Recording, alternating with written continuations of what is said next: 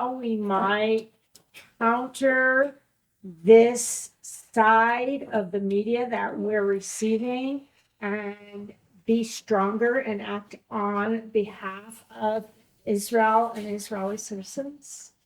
I would just add a couple of points to that question. First of all, you should implore anybody who's got an issue with the body count inside the Gaza Strip that you're seeing on the ticker tape at the base of your TV set to present you with the body count of civilians killed in the Gaza Strip on October the 6th and on October the 5th and on October the 4th, because that will clearly display the fact that in the absence of Hamas raping, murdering and kidnapping our people, there will be no body count inside the Gaza Strip.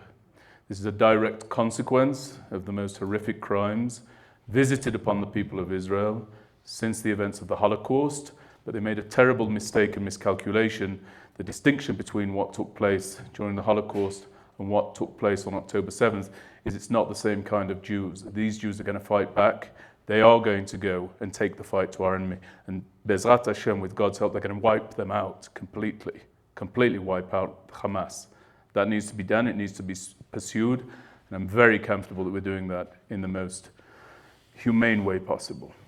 The second thing is, if they give the hostages back, all of this will stop.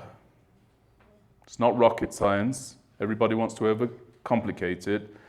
I went to the best universities to study these subjects, and I can tell you that the better the university, the higher the level of idiocy that is taught in those hallways. So it's very simple. You give the hostages back, this will stop. I don't think there's a single Israeli who, out of choice, is inside the Gaza Strip now or has a relative fighting inside the Gaza Strip who wouldn't be delighted for them to come home immediately after the hostages come back. Am I wrong? Am I mistaken? Galia? The third point, the whole world needs to stop dealing in what's called the soft bigotry of low expectations. We need to stop dealing in the soft bigotry of low expectations when it comes to the Palestinian Arabs. Eli spoke very clearly about the elections. These people chose these leaders. At the heart of their charter is the murder of the Jewish people wherever they may be. This is who they wanted there. They cannot feign surprise at the fact that that government, that leadership, Hamas, then pursued its manifesto. It cannot be that we sit here and say, well, they didn't know, and who can blame the Palestinian Arabs, and it's not their fault. And at the same time, we say that they are absolutely up to the task of having an independent state. Nonsense. These are not people you can live next to. I'm telling you, these are not people you can live next to. You can hold opinions about living next to them when you don't have to live next to them. But people who do this to our people cannot be lived next to. And they should be held accountable for what they did. And it doesn't mean dealing in genocide or ethnic cleansing. It's no such thing. God forbid, no soldier would follow an order that facilitated genocide or ethnic cleansing. I do not know that soldier, and I served from 2005 to 2019.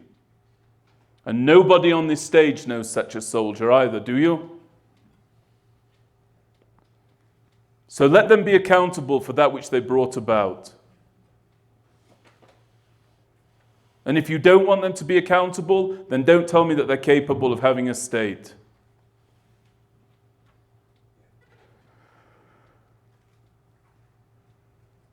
And the last thing is, when you look at the news, when you see the images of October 7th, madam, we all know how Hamas behaved. But you look at the video clippings of the dead soldiers and of the elderly women who were taken by Hamas into the Gaza Strip, and you look at the hundreds and thousands of Palestinian Arabs who were dancing and cheering and stamping on the faces of our dead soldiers. Are these people you can make peace with? I can tell you right now that were the opposite to happen, were the Jewish people in this inverted reality that I'm portraying, this imaginary universe that I'm now going to delve into, if the Jewish people had gone forward and murdered 1,300 innocent Palestinians and drag 240 to be kidnapped and isolated in dungeons within southern Israel, the whole of Israeli society would condemn the Jews who had done that. They would out the Jews who had done that, and they would work tirelessly to send those people back home to where they belonged, those who had been kidnapped. Nobody would suffer such a thing. You don't judge society by how elements within it act. Every society has bad elements. You judge a society by how the society at large responds to a heinous action. And I'm afraid the Palestinian Arabs have no record worth being defended whatsoever. So you should think about those things and you should challenge people with those points.